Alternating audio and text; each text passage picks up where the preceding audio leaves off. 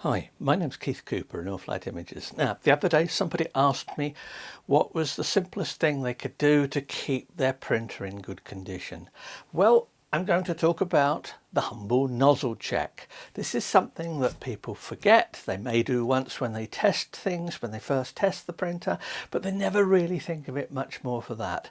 Now, yes, and I do apologise for the clickbaity title of one simple thing to do, and but it really is, for once. It costs you nothing, well, perhaps a little piece of paper and that.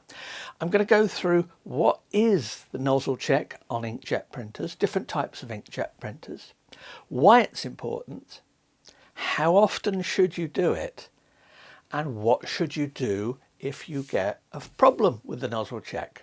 If you think you've got a clogged head or something like that, how should you address that and how should you do it? How should you approach cleanings and things like that? First of all, the nozzle check. What is it? Well, I've got lots of examples here taken from testing different printers. They all look slightly different. The Epson ones have a similar style. The Canon ones have a similar style. But you can tell that some of them, they have far more. Now, the bigger printers, and I'm talking big printers, too big to get in this office, like the P20000 here, have huge, great nozzle checks. That's because they've got lots, the print heads in them are big. Why are they big? So they can cover a large area and they work right. They're commercial machines. This particular one here I just printed off, and these are very easy to do. Go to the maintenance menu on your printer.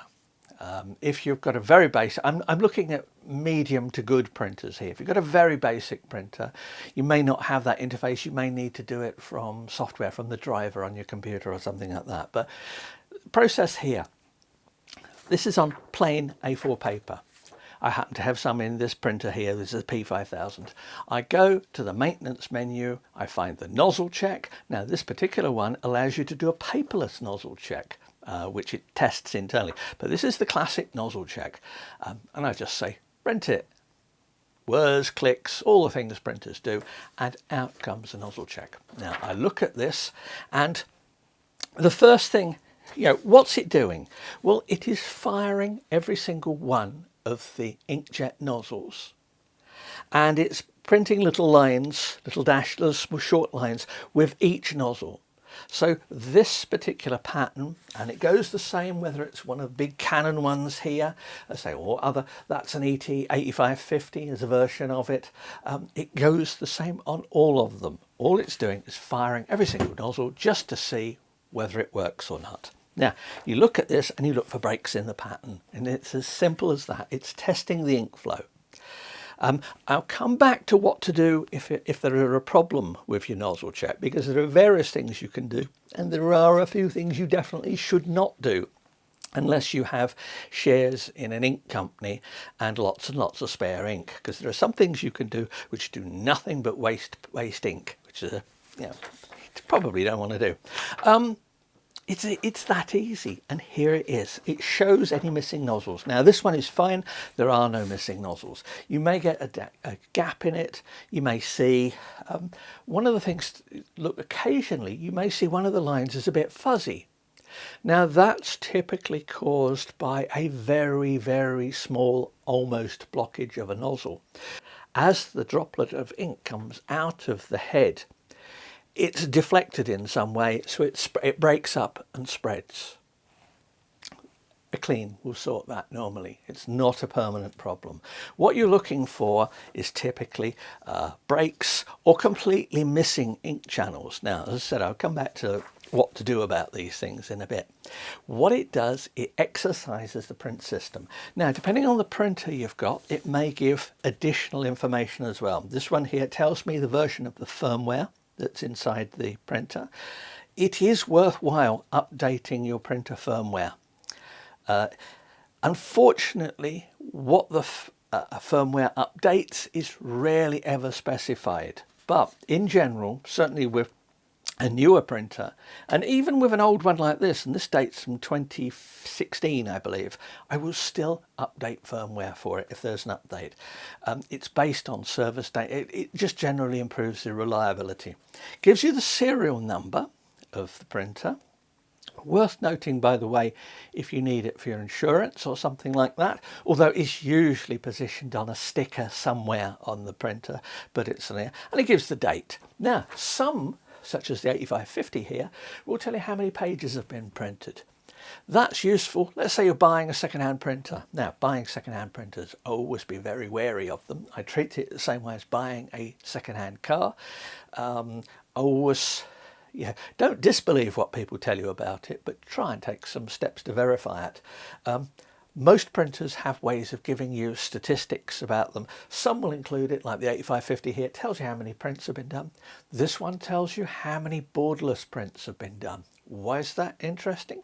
Well, borderless, I've done videos about this, is a great way of messing up the inside of your printer, of getting ink on pads at various places. Basically, if you're going to print much borderless, you need to keep the inside of your printer clean. You also, with some printers, need to be wary of the fact that they have a limited lifetime. Now, it's a lot of prints, but they do have a limited lifetime. There are pads that need replacing and things like that. So look for, when you do your nozzle check, whether there's any additional information on them. The Canon one here, this is Canon Pro 300. You can see this is this is nozzle check just after I'd set it up, and it tells me it's printed 4 pages. That's what I set up. I will do this. By the way, if you are of a particularly tight-fisted nature and resent using a whole sheet of A4 paper just to print a nozzle check here, handy household tip, turn the paper over and run it through the other way. Since it's plain paper, turn it over and you've got 2 more. So you've got 4 nozzle checks on 1 sheet of paper. If you want, you can trim off the ends and you can get another 4 nozzles. So you could get 8 nozzle checks on a single sheet of A4.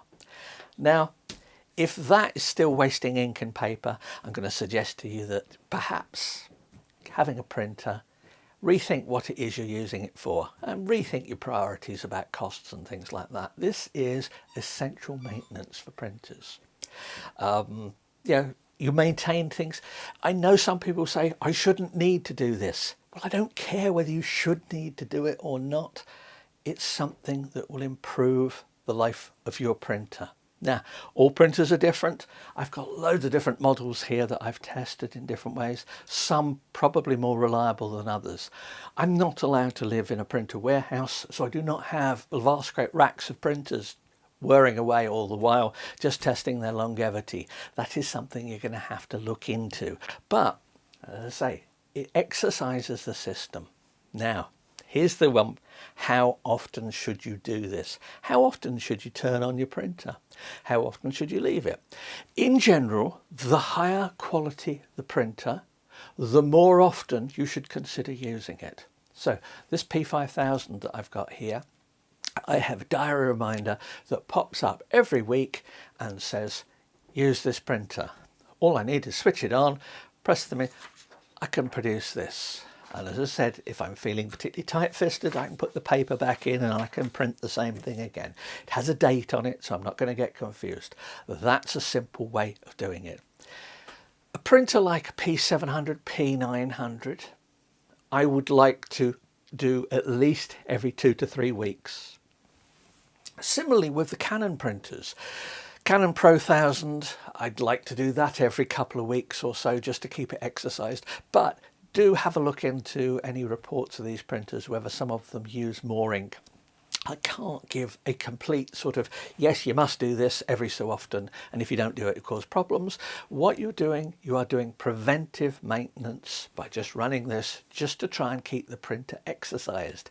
They are very complex devices, print heads, and liquids going through them, all sorts of things can happen. They can dry, all things like that. There is no, over the years, I have found no overall benefit that I could say Canon is better than Epson in this respect or Epson is better than Canon in this respect.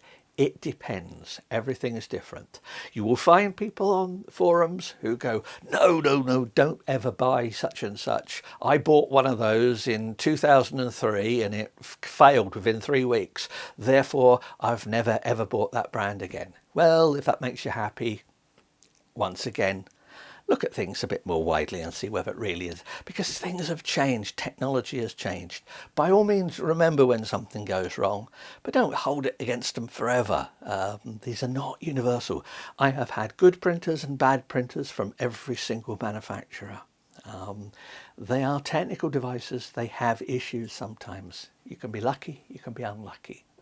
I know it's annoying if you get a lemon, but if you do get a lemon, do stuff like this regularly, and if you get problems, that's what the warranty is for. Get it replaced. I've had printers shipped to me that have been damaged in shipping and things like that, and I've had them replaced immediately because there's been something I'm not happy with about them. Remember, like any other product, if they don't work, you take it back. As to where you take it back, that will depend how you got it and in what jurisdiction you're in. It's different. Consumer law is different in things. Likewise, if you buy it for a company, it may be different to normal consumer law. You'll just have to find that sort of stuff out. But anyway, there's the ink. Oh, I said how often again?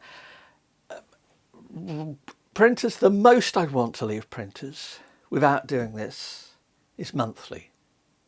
I have started up a Canon Pro 300 after several months. I did a couple of checks like this and it was fine. Would I recommend leaving printers for months on end? No, I would not leave. If you cannot guarantee to get a print done every month or so on a printer, think carefully if you want a printer. Because you are asking for problems. You won't guarantee problems by not using them enough, but you just increase the likelihood of it happening. So you just reduce the reliability of the printer. Last of all, what to do when you have a clog or a pattern doesn't show properly. Now, sometimes if I've done one, and I've got one here where I've swapped inks, I've swapped black inks on an old printer. And I'm looking at this and I've got the photo black. I've gone from matte black to photo black, and the photo black is showing sort of dotted patterns here. I'll leave the printer a minute or two, settle it down again. If you've got a new printer and it's been carried about or anything like that, always leave them overnight to settle down. Remember, it's liquids. You get bubbles and liquids and things like that. But anyway, I'll run that. I'll run a cleaning cycle on it and then give another nozzle check. And here's the question that I get asked: how many nozzle checks should I do? As few as possible. How many cleanings should I do? As few as possible. Now, most times if your printer is in good condition, you may get a problem here and a clean and another print, it'll work. Let's say I have a channel not showing up here of ink. I will run a clean on it, and I will do a nozzle check. If there is no change, I will leave it ideally at least 10 minutes before I repeat the process. Somebody at an inkjet printer said to me once, if you don't get success after 3 cleans, leave the printer alone. Because if you carry on just doing cleaning cycles and nozzle checks, cleaning cycle, nozzle check, you are doing nothing but wasting ink. Because it could be as simple as a minor airlock. Now the printers, Canon and Epson, are designed to cope with vapor locks and other problems inside the liquid flow system. But they need time to settle out. If you don't get any joy after a few cleanings, leave it till the next day. Now, if you've got a print job that you absolutely must get done, well, you're going to end up using quite a lot of ink and you still may not clear it. I've had many printers that have had problems. I've left them overnight. The next morning, absolutely fine. So don't just keep doing cleanings. And as for power cleanings, if you decide that normal cleanings haven't worked okay, I need to do a power cleaning because there's a power cleaning option on the menu.